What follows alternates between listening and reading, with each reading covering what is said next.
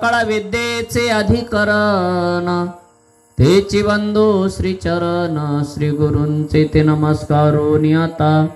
कैलास राणा शिवचंद्रमौळी, फणींद्र माथा मुकुटो झळाळी. कारुण्य सिंधू भव दुःख हारी, तुझ विन शंभो मज कोण तारी. नमो ज्ञानेश्वरा नमो ज्ञानेश्वरा, निवृत्ती उदारा सोपान देवा. मुक्ताबाई नमो त्रिभुवन पावनी, अद्दत्रय जननी देवाची. प्रस्तुत प्राप्त प्रसंगी प्रवचन रूपे सेवे करता घेतलेली ओवी. ज्ञानियांचे राजे माऊली महाविष्णू ज्ञानोबाराय यांच्या ज्ञानेश्वरी या ग्रंथातील ओवी आज आपण सेवेकरता घेतलेले आहे. तरी झडझडणी वाहिला निगई, भक्तीची वाटे लाग, तेने तू पावसी अभंग निजधाम माझी. प्रवचन सेवेचा निमित्त गेल्या 1 वर्षापासनं आपल्याच परिसरात श्रद्धास्थान परमपूजनीय कैलासवासी साध्वी पुंजामाईंच्या या पदस्पर्शाने पुनीत झालेल्या या भूमीमध्ये चालत असलेला हा एकादशीच्या निमित्ताने ज्ञानयज्ञ, त्याचबरोबर फराळ, सुंदर असं नियोजन या ठिकाणी देवस्थान ज्यांच्या भूमीत आहे अशी असणारे पंढुरे वस्ती, त्याचबरोबर या संपूर्ण कार्यक्रमाचं नियोजन श्री हरिभक्तपरायण बालू महाराज वामनराव पाटील पंढुरे यांच्या असणाऱ्या या कष्टामधनं, तसेच समस्त ग्रामस्थ पुनदगाव आणि या सर्वांच्या असणाऱ्या योगदानामधनं, त्याचबरोबर इमामपूर, गोणेगाव, पाचेगाव, पुनदगाव या सर्व ग्रामस्थांच्या असणाऱ्या सहकार्यामधनं भव्य दिव्य असं असणारं हे पुंजामाईंचं मंदिर या ठिकाणी उभा राहिलेलं आहे. अजून बरेचसं काम या ठिकाणी मंदिराचं बाकी आहे, कारण घर हे आपल्यासाठी बांधायचं असतं आणि मंदिर हे समाजासाठी बांधायचं असतं. आत्ताच या ठिकाणी गेल्या 8 दिवसापूर्वी आपल्या परिसराचं श्रद्धास्थान परमपूजनीय शांतीब्रह्म गुरुवार्य महंत भास्कर गिरजी बाबा यांनी सुद्धा या ठिकाणी आपल्या चरण कमलाने या भूमीला पवित्र केलेला आहे. संतही संताकडे जात असतात. माणसाने माणसाच्या बरोबर जोडलेला संबंध हा स्वार्थी असतो, पण संतांनी संताच्या बरोबर जोडलेला संबंध हा ईश्वराशी कॉन्टॅक्ट करून देतो. म्हणून आजच्या या धकाधकीच्या जीवनामध्ये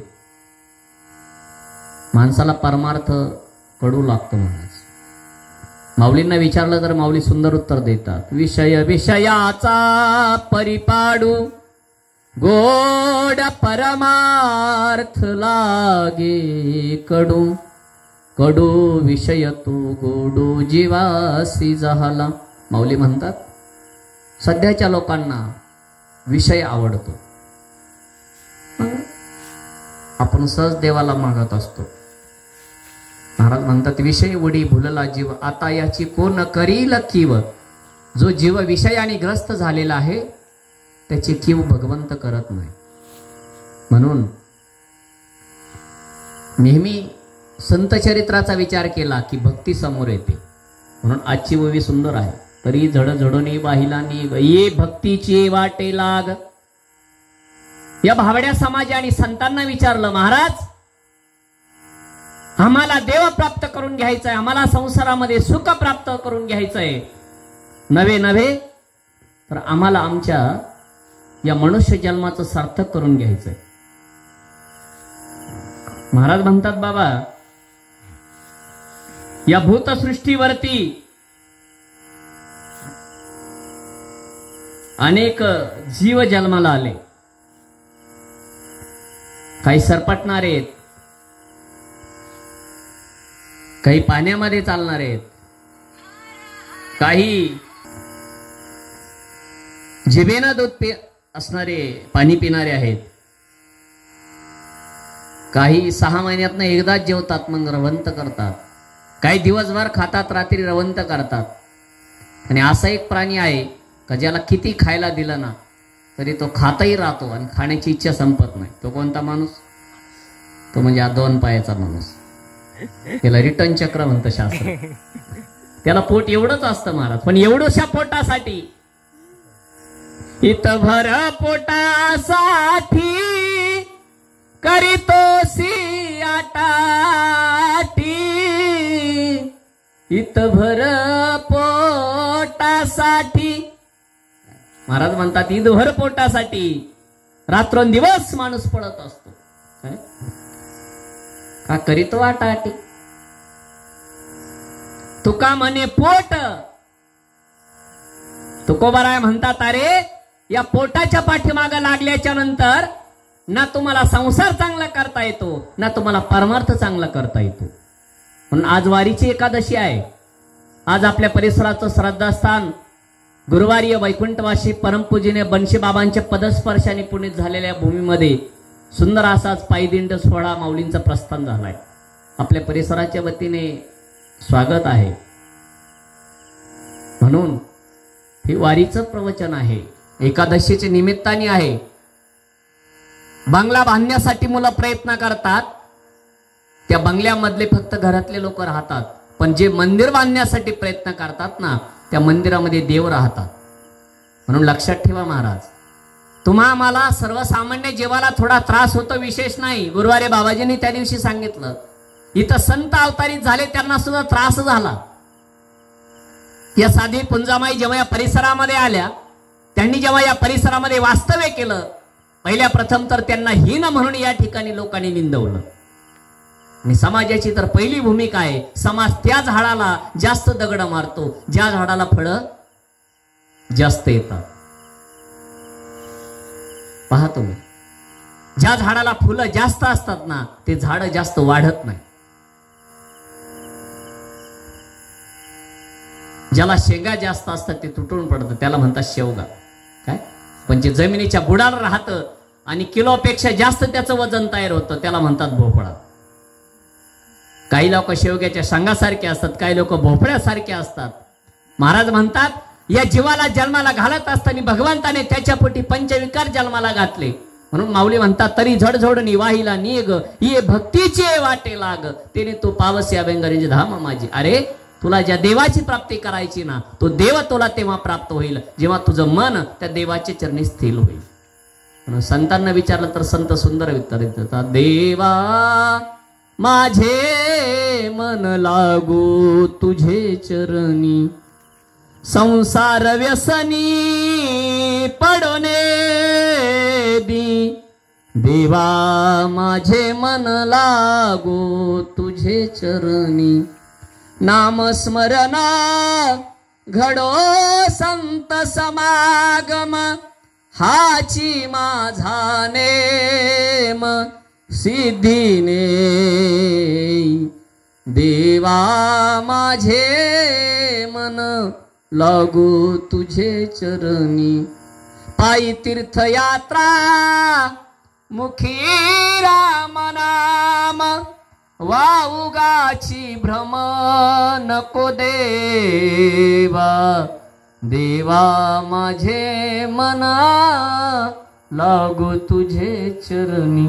संत बोलत असताना देवाला एवढंच मागतात, देवा तुला द्यायचंच असेल ना मला तर अनेक नलगे माईक पदार्थ. देवा मला संसारातलं काही नको, मला घर नको, मला काही नको, सोनं नको, नाणं नको. मला जर पाहिजे असेल ना देवा फक्त एकच गोष्ट मला पाहिजे. काय?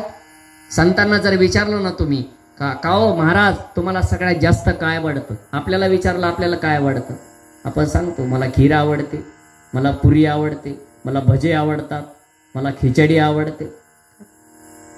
पण संतांना विचारलं तुम्हाला काय आवडतं, संत म्हणतात आम्हाला काहीच आवडत नाही. आवडे देवाशी तो ऐका प्रकार. माझ्या देवाला जे आवडतं ना ते मला आवडतं. नुसतं नामस्मरण करण्याला काहीच अर्थ नाही महाराज. जुनी म्हणाय गळ्यात माळा आणि बगलात फासा. जास्त बांधा कोरायचे काम माळकरीच करतात. राग येऊ देऊ नका, लाही चालू आहे म्हणून सांगतो. जीवनामध्ये एक गोष्ट लक्षात ठेवा, खूप काही करायचं ना ते देवासाठी करा आणि थोडं काही करायचं ना ते स्वतःसाठी करा. अनेक संत मांदियाळी झाली आपल्या विश्वामध्ये. त्यामध्ये एक संत झाले श्री संत सावता महाराज. एक दिवस सावता महाराजाची पत्नी त्यांना बोलू लागली, अहो पंढरपूरची वारी जवळ आली, हजारोच्या संख्येनं लोक दिंड्या पंढरपूरला जातात आणि सगळे संत आपली निंदा करतात. म्हणले सगळे पंढरपूरला येतात, मला बिगर खिचडी खाल्ल्याची गरज आली. महाराज म्हणतात बाबा सगळे पंढरपूरला जातात पण आपण पंढरपूरला जात नाही, निंदनीय आहे. सावता महाराज किती देवाच्या जवळ होते पहा, किती जवळ होते. सावता महाराजांनी स्वतःच्या पत्नीच्या समोर एक कृत्य केलं. समोर कांद्याचा ढीग पडलेला होता, त्या ढिगामधला एक मोठा कांदा घेतला, समोर ठेवला आणि पत्नीला सांगितलं डोळे बंद कर. पत्नीने डोळे बंद केले. तिला विचारलं तुला काय दिसतं याच्यात? सर्वसामान्य नवऱ्याने जर बायकोला विचारलं काय दिसतं, तो विषय बोलायला नको, आपला तो विषय नाही. तिला विचारलं पत्नीला तुला काय दिसतं याच्यामध्ये. ती पत्नी सामान्य माणसाची नव्हती बरं का. लक्षात ठेवा, भाग्यवान संताची पत्नी बनणं सुद्धा नशीबच आहे. जगद्गुरु तुकोबाराची पत्नी जिजाऊ, काय कडक स्वभाव होता. नेहमी त्या विठ्ठलाला शिव्या द्यायची. अरे देवा, अरे तुझ्या नादी लागल्यामुळं माझ्या नवऱ्याचं संसारात लक्ष लागत नाही. रात्रंदिवस घेतला येईना की निघाला पंढरपूरला, घेतला येईना की निघाला पंढरपूरला. आणि तिकडून येताना दक्षिणा पाकिट नारळ काहीच आणत नाही. ती परंपरा आता निघाली, पूर्वी नव्हती. आता पोट भरायसाठी खूप बाबा झाली. ही परंपरा हा तेव्हा नव्हती. महाराज म्हणतात पोथ्या विकोन या पोट भरती तुका म्हणे जाती नरका माझे. अरे देवाच्या नावावरती पैसा कमवा, पण देवाच्या नावावरती कमवलेला पैसा जर तुम्ही देवाला लावला तर एक दिवस समाज तुम्हाला रथात मिरवेल. का नाही मिरवत समाज? लक्षात ठेवा, तुम्ही आज इथं आहात ना, उद्या तुम्ही कुठं जाणार हे तुमच्या हातात नाही, हे माझ्या भगवंताच्या हातात आहे. म्हणून संत भजन करत असताना म्हणतात मुझे मेरी मस्ती कहा लेके आई, जहां मेरे अपने सिवा कुछ नाही, मुझे मेरी मस्ती कहा लेके आई. सूरदास महाराज म्हणतात मला माझ्या देवानं कुठं आणून ठेवलं, जिथं मी आणि माझा देव सोडून मला कुणी दिसत नाही. संसारामध्ये राहून सुद्धा देवाला प्राप्त करण्याचं काम या वारकरी संतांनी केलं. पहा, वारकरी संतांनी केलं. पूर्वीच्याकडे दिंड्या निघायच्या ना, त्यावेळेस दिंड्याला ट्रक नसायच्या, दिंड्यामध्ये फोर व्हीलर नसायच्या, दिंड्यामध्ये सिस्टीम नसायची, पण एक त्यावेळेस हाडाचे मारकरी असायचे. कशाचे? हाडाचे मारकरी असायचे. डोक्यावरती पीठ बांधून लोक पंढरपूरला जायची. आता दिंडी काढली, दिंडीमध्ये जर भाजीत नमक कमी पडलं तर दिंडी काढणारे लोक घोडा लावतात. काही काही लोक तर म्हणतात यांचा धंदा झाला. अरे बाबा, दिंड्या काढून जर बंगले बांधले असते तर बुवा लोक रोज एका गावाला कशाला फिरले असते. वस्तुस्थिती आहे ना. नंदीवाल्याला जर पाऊस कळतो मग नंदीवाला का गावगाव फिरतो, कुठं तरी धन काढला असता, मोठा झाला असता. लक्षात ठेवा, लोकांना नावं ठेवणं खूप सोपं आहे, पण स्वतः ते जीवन जगणं खूप अवघड आहे. एखादा मुलगा सहज आईला म्हणतो आई काय केलं तू माझ्यासाठी? अरे मूर्ख आहेस तू. अरे जी तुझ्यासाठी रात्रंदिवस झोपली नाही, जी तुझ्यासाठी उभा राहिली, जिनं तुझ्यासाठी नमक खाल्लं नाही, जिनं तुझ्यासाठी मिरच खाल्ली नाही, काय जिनं तुझ्यासाठी स्वतःच्या पोटाची चोचले पुरवले नाही, का तर माझ्या पोटातल्या बाळाला त्रास होईल म्हणून जी आईने आटोकाट प्रयत्न केले, तिनं तुला सुरक्षित ठेवलं ना, म्हणून तू आज या जगाचा कोणीतरी आहेस. तू कुणीतरी डॉक्टर आहेस, कुणीतरी इंजिनियर आहेस, कुणीतरी सर आहेस, कुणीतरी महाराज आहेस. इथं बसणाऱ्या तमाम जनतेला सांगतो, लक्षात ठेवा, तुम्ही इथं कोट्यावधीच्या बेडिंग कमवा, पण जात असताना तुमच्या बरोबर तीनच गोष्टी जाणार. ऐकून ठेवा, पावशर सुतळी, 2 बांबू, थोडं सरमाड काय आणि थोडा गावऱ्याचा धोर. त्याला म्हणा तो किती पण मर, पण एक लक्षात ठेव, जात असताना तुझं नाव वर्ष श्राद्धाच्या पलीकडे कुणीच घेत नाही. ज्याने बापाला बिगार भाकरीचं मारलं ना, तो त्याचं वर्ष श्राद्ध 1 लाख रुपयाचं करतो. त्याला माहिती हे परत येत नाही. म्हणून लक्षात ठेवा, संसाराला झिरो किंमत दिली आमच्या संतांनी आणि परमार्थ केला. चांगला करा परमार्थ, संतांकडनं शिका. सावता महाराजांनी कसा परमार्थ केला, राहिले आपल्याकडे 10 मिनिटं.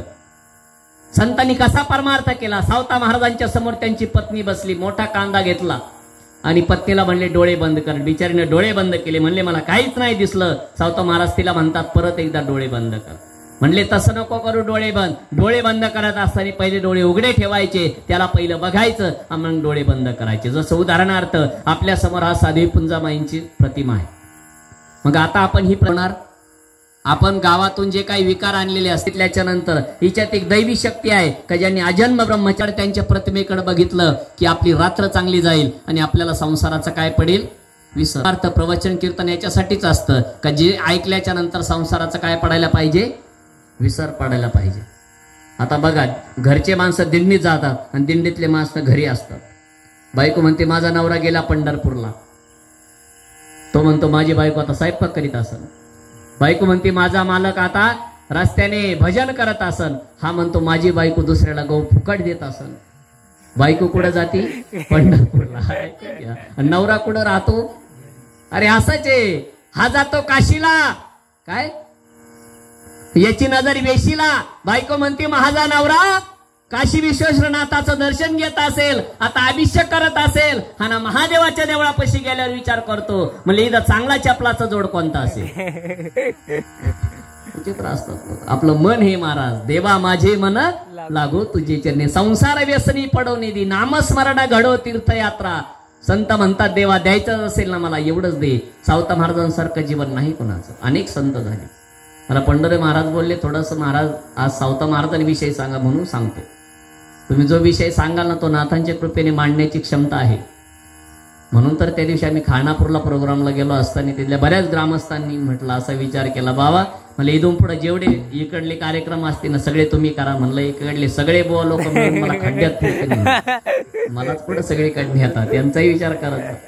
म्हणतात काय काय महाराज, म्हणले महाराज तुम्ही तर आमचं बंद करून टाकलं. म्हणून मी कशाला कोणाचं काय बंद करू, मी आपली माझी नाथांची सेवा करतो. सांगण्याचं तात्पर्य का संत विचाराने जीवन जगलात ना तर सुखी जगाल, आणि जर संसारी माणसाचे विचार घेऊन जर तुम्ही परमार्थ कराल ना तर दुःखी जगाल. रात्रभर टाळा वाजवण्यापेक्षा 5 मिनिटं ध्यान करा. रात्रभर वाजवलेल्या टाळाची ताकद 5 मिनिटाच्या ध्यानात आहे.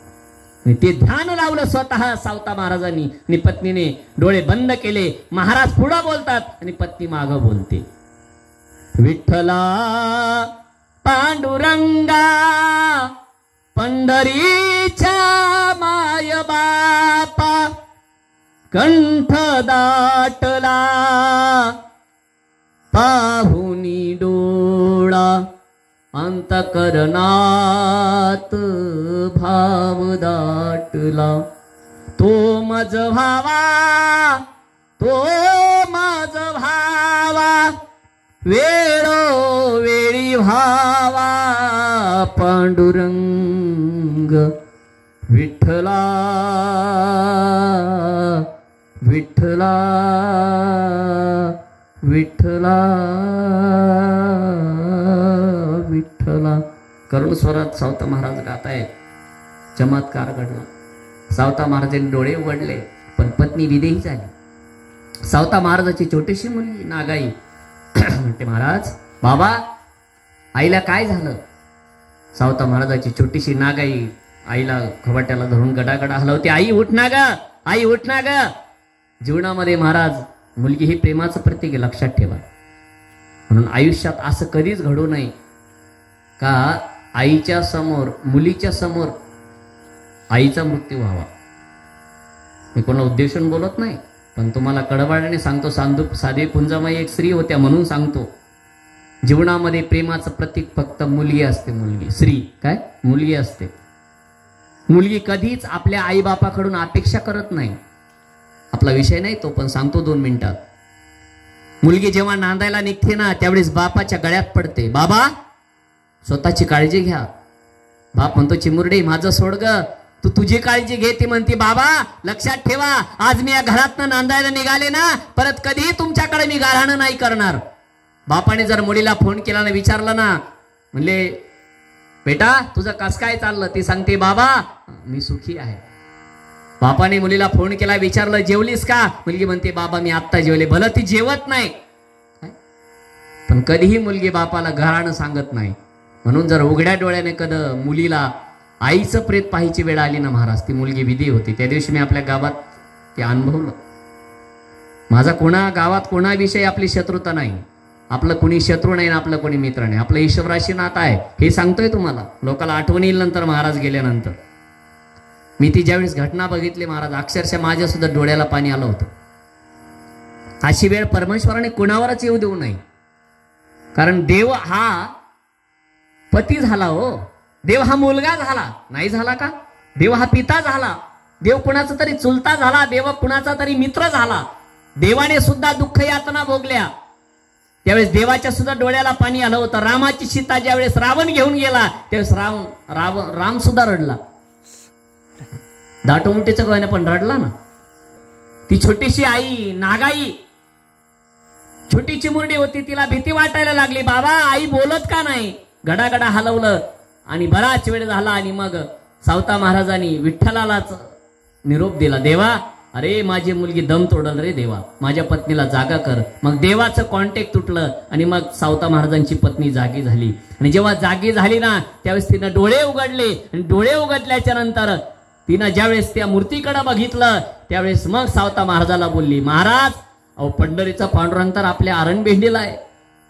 सावता महाराजाचं गाव आरणभेंडी.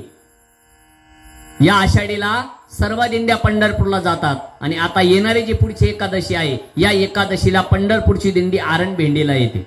माहितीये का तुम्हाला? श्री संत सावता महाराजांच्या समाधी सोहळ्यासाठी स्वतः पांडुरंग परमात्मा आणि रुक्माई माता स्वतः होत्या.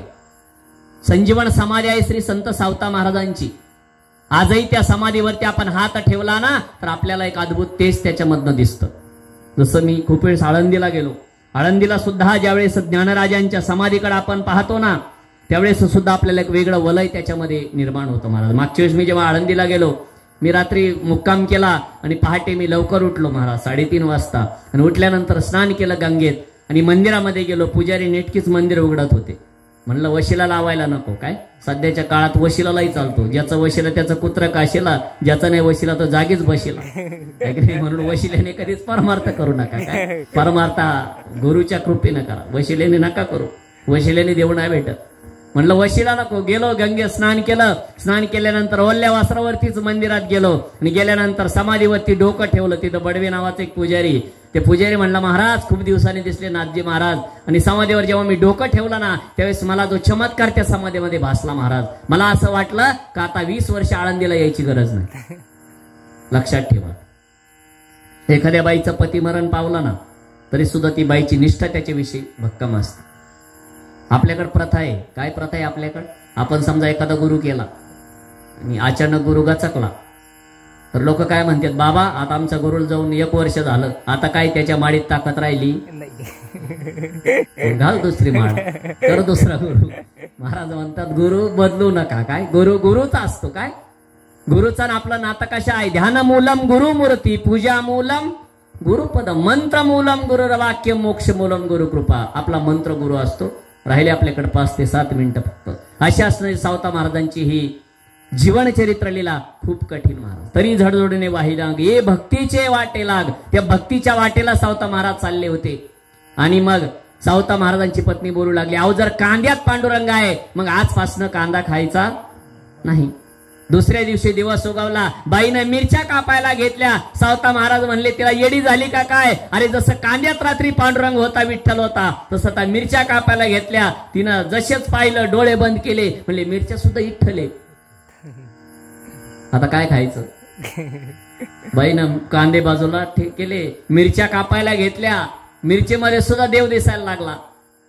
मग तिनं काय केलं तुम्हाला माहिती आहे ना, सफेद असतो तो, त्याला म्हणतात मूळ, हिंदीमध्ये त्याला मूळ म्हणतात.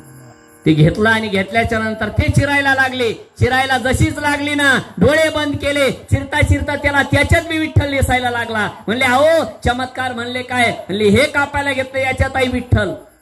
म्हणले जाऊ दे आता हे सगळं जस काय जड आहे. मग घरामागे गेली आणि घरामागे गेल्याच्या नंतर भाजी कापली तिनं. कशाची असो भाजी, भाजी जशी खुडली आणल्याच्या नंतर भाजी चिरणार तेवढ्यामध्ये आतून विठ्ठल विठ्ठल आवाज आला. म्हणले अहो चमत्कारच नाव. म्हणले काय? म्हणले भाजीत सुद्धा विठ्ठल. काही काही लोक पाहतो मी त्यांच्या पिठात मुंग्या, कापडात मुंग्या. एक जण परवा तर मी एका जणाच्या घरी गेलो, तो म्हणला बाबा म्हणले मंत्र मारा. म्हणलं काय झालं? म्हणले आमच्या एलईडीत सगळ्या मुंग्या शिकवल्या. आता मी म्हणलं मी काय एलईडी रिपेअर करणार थोडाचे, पण तो म्हणला बाबा 200-500 देतो ना, पण तुम्ही काहीतरी करा. मी काय नाही केलं, मी फक्त अशी फुकली एलईडी, त्याच्यातून भला मुंग्याचा गठ्ठाच बाहेर पडला. आज मला त्याचा फोन आला. म्हणले बाबा तुम्ही काय जादू केले? म्हणले परत मी एलईडीत मुंग्याच गेल्या नाही. म्हणलं आता इथून पुढे बंद पडलेली एलईडी मायकडे आलीच जाय.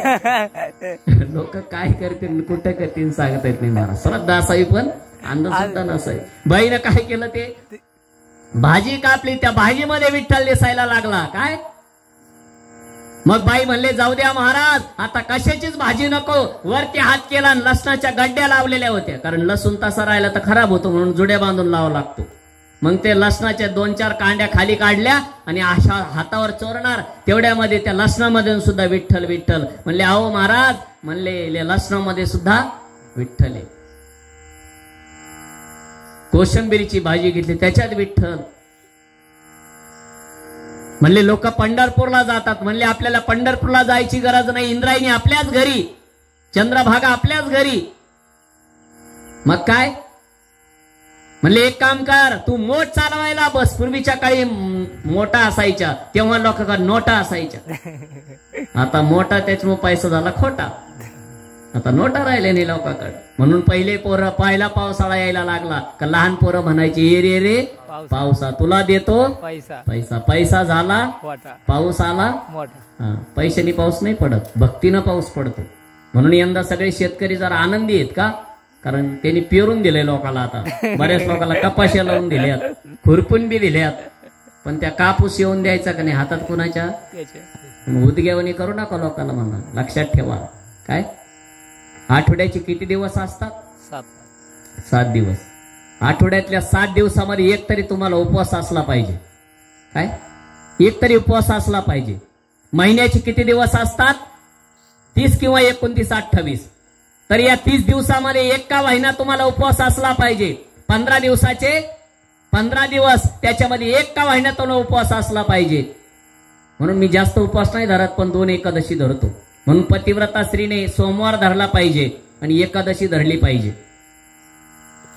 भलं एकादशीच्या दिवशी सकाळी खिचडी, दुपारून राताळे, त्याच्यानंतर खारे शेंगदाणे, त्याच्यानंतर परत वेपर्स, संध्याकाळी झोपाच्या टायमाला सफरचंद, सकाळी परत उठलो दाळबट्टी, संध्याकाळी परत पुरी भाजी.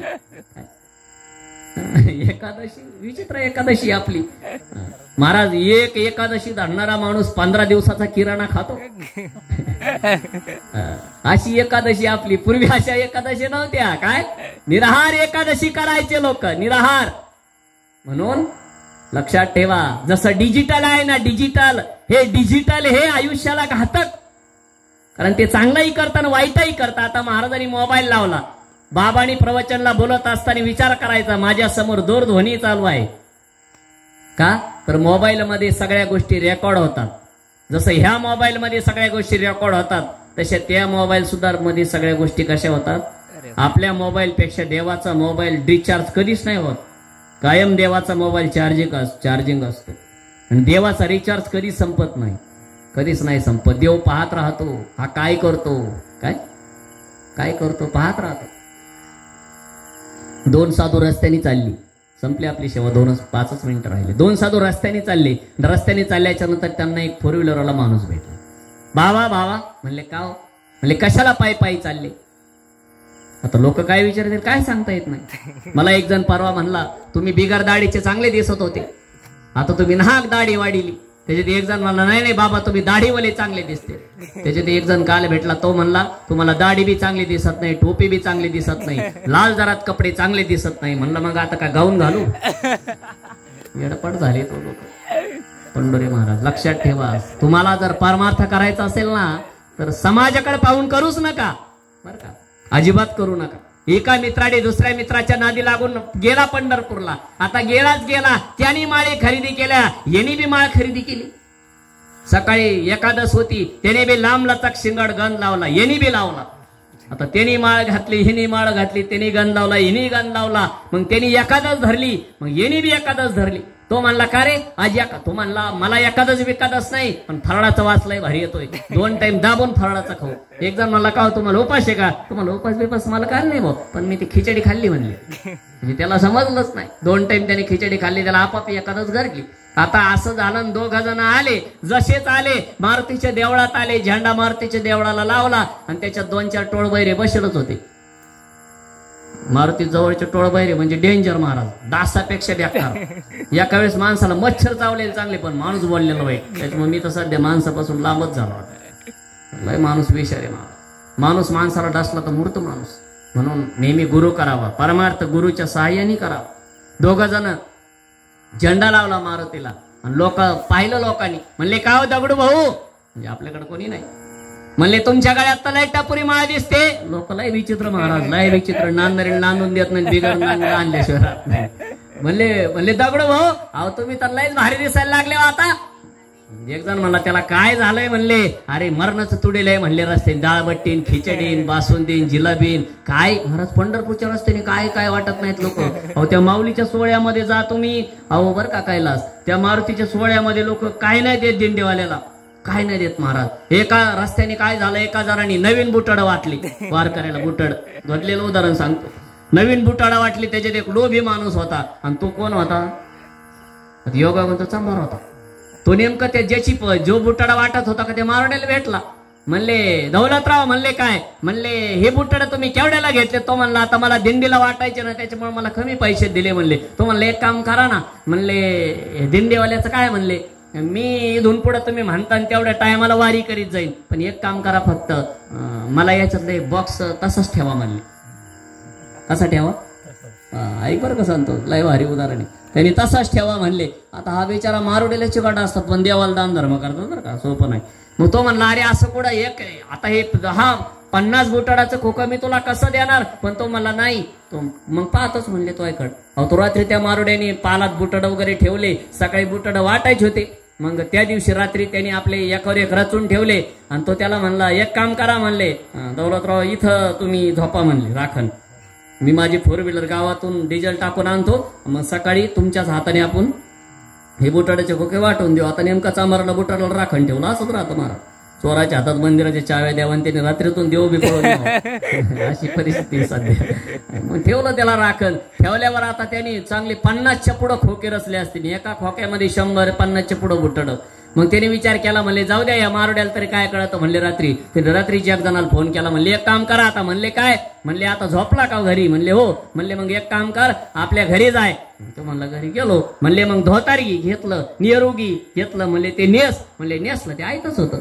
नेसला म्हणले कोपऱ्यात गंधाचं बाटली, म्हणले मग बुक्का घेतला, अष्टगंध घेतला, म्हणले लांबलाचा गंध लाव, म्हणले लावला. म्हणले मारुतीच्या देवळाचा झेंडा काढ, 1.5 लाख कुठं मारुती उठतो, म्हणले काढ, म्हणले मारुतीच्या मंदिराचा झेंडा काढला झेंडा. म्हणले मग एक काम करा आता आपली गाडी, म्हणले बुलेट आली, म्हणले त्याच्यावर बसला, म्हणले इथंही फक्त इथं येताना आवाज करू नको.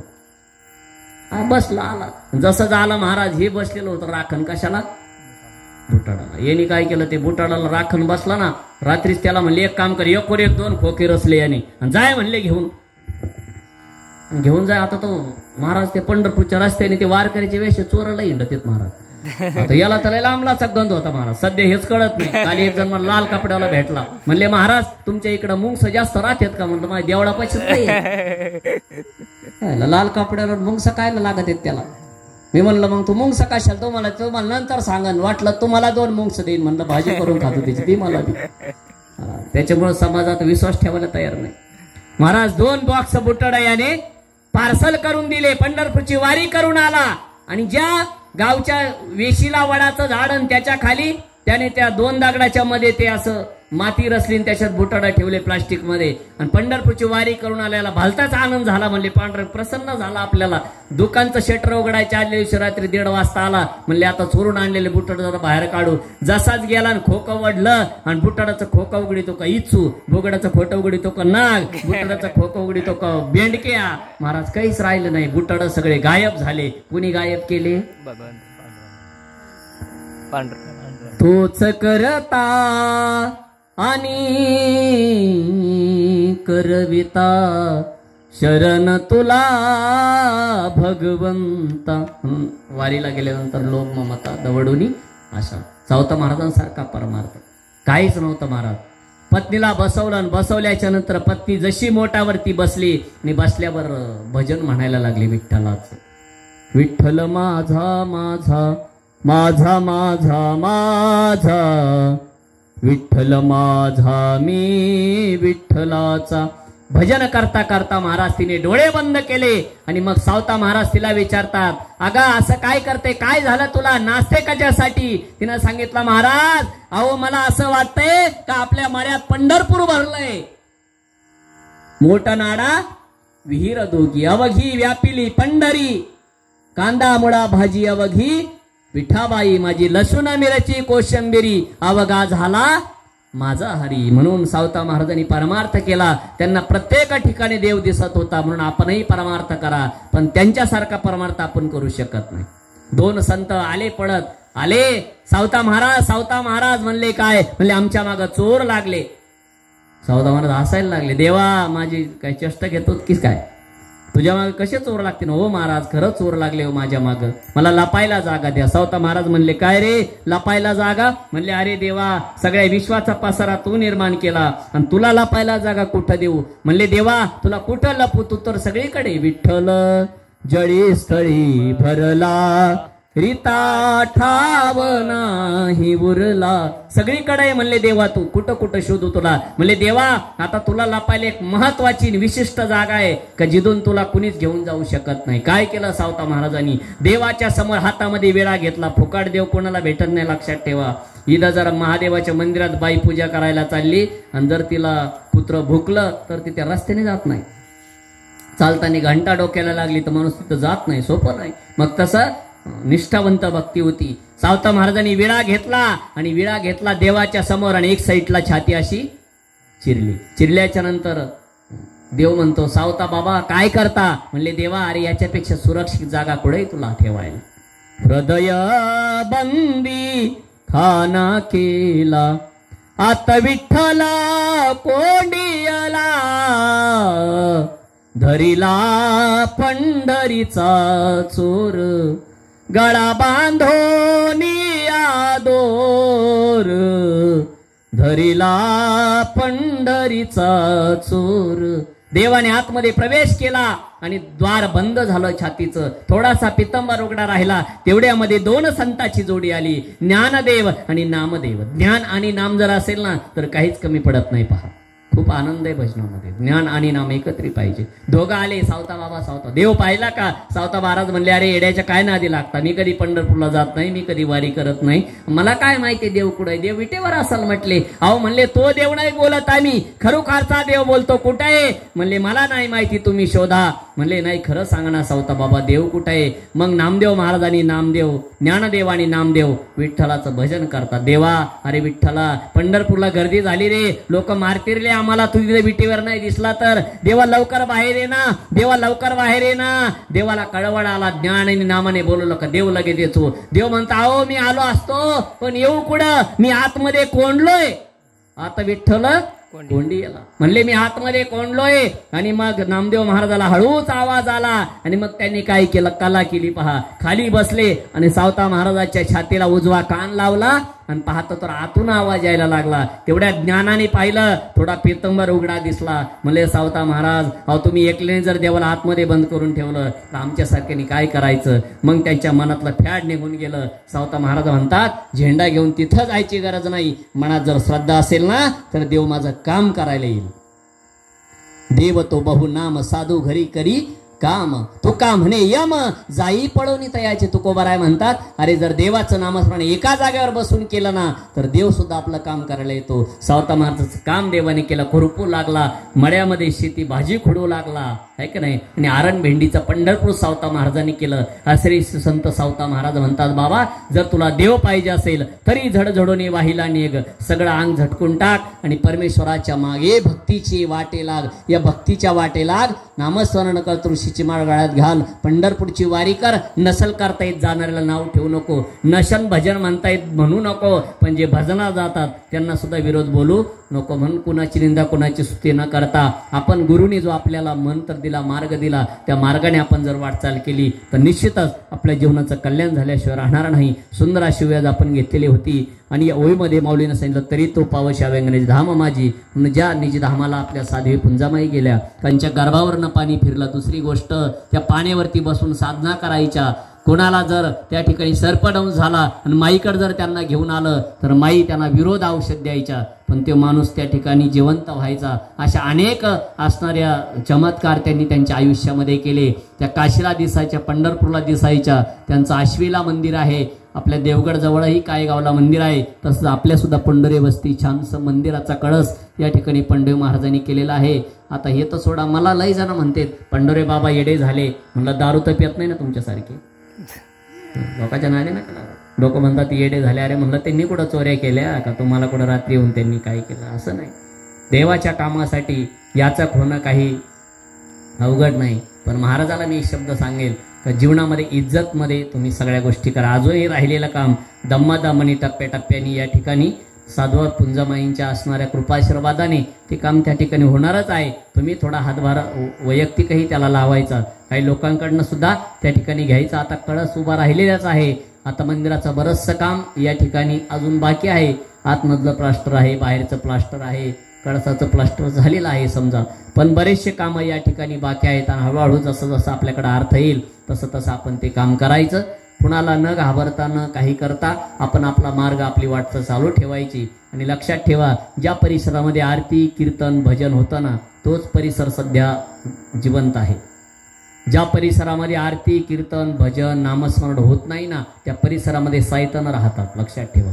म्हणून नामस्मरणात काय, तुका म्हणे पूत भळीत भूत पळताती नामे जपताती जेथे लोक. तुकोबाराय म्हणतात, त्या परिसरात भूत पिशाच व अदृश्य शक्ती जी असते ती राहत नाही ज्या परिसरात नामस्मरण होतं. ना आपलं गावचं श्रद्धास्थान असणारं काणीपनाथ देवस्थान का जिथंही आरती कंटिन्यू आहे. महाराजांनी सुद्धा, मी जेव्हापासून त्यांना सांगितलं तेव्हापासून कंटिन्यू त्यांनी त्या ठिकाणी आरती केलेली आहे. आपणही समाजाला त्रास द्यायचा नाही आणि समाजाने आपल्याला त्रास द्यायचा नाही, अशा पद्धतीचं वर्तन आपण करायचं.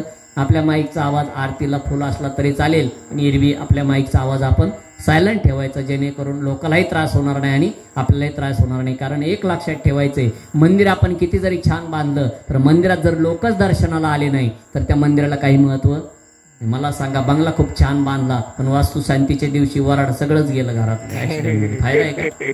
तसं आहे, मंदिर किती छान बांधा पण मंदिरात जर लोक दर्शनाला आले नाही तर त्या मंदिराचा काही फायदा नाही. म्हणून लोकांना नावं ठेवायचे नाही, लोकांची निंदा करायची नाही. आपण आपलं काम करत राहायचं आणि ते त्यांचं काम करत राहतात. म्हणून ठेविले आनंदे तैशीची राहावी चित्ते असू द्यावी समाधान. जाता जाता भगवंताला एवढंच मागूया, देवा आषाढी कार्तिकी पंढरीची वारी ये माझे घरी पांडुरंगा. गणदोषी काही न विचारिता पायी ठाव दिला पाही आपुलिया. झारडी शिवा माऊलीच्या चरणी अर्पण करून देवाला साधू माईला एवढंच मागूया की सर्वांना उत्तम आरोग्य लाभो, समस्त ग्रामस्थांना सुख शांती लाभो, सर्वांना आरोग्य लाभो, सर्वांना ईश्वराची सेवा घडो, सर्वांना नामस्मरण घडो. आज या ठिकाणी ही जी फराळाची पंगत आजची आहे ती आपल्याच परिसरामध्ये ज्या आरतीला यायच्या, त्याचबरोबर इथं प्रवचन असेल तरीही यायच्या, आणि नेहमी ज्यांच्या कुटुंबाचं दानधर्म करण्याच्या दृष्टीने खूप हातपुढं आहे अशा आपल्या असणाऱ्या परिसरातील शहाराम अण्णा शिंदे यांची असणारी पत्नी सौ जनाबाई शिंदे कैलासवासी या आजींच्या असणाऱ्या स्मरणार्थ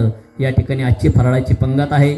नाथांच्या चरणी माईंच्या चरणी प्रार्थना, निश्चित त्यांच्या आत्म्याला चिरशांती लाभो एवढीच भगवंताच्या चरणी प्रार्थना करून शंकराच्या चरणी या ठिकाणी झाली सेवा अर्पण करून याच ठिकाणी सेवेला पूर्णविराम. पुंडलिकावरती हरी विठ्ठल. श्री ज्ञानदेव तुकाराम पंढरीनाथ भगवान की जय. माऊली ज्ञानेश्वर महाराज की जय. विठ्ठल विठ्ठल विठ्ठल. पुंडलिकावरती हरी विठ्ठल. श्री ज्ञानदेव तुकाराम पंढरीनाथ भगवान की जय. माऊली ज्ञानेश्वर महाराज की जय. साधी पुंजामाई माता की जय. ओम चैतन्य काणीपनाथ भगवान की जय. समर्थ सद्गुरु केसनगिरी बाबा की जय. सर्वांनी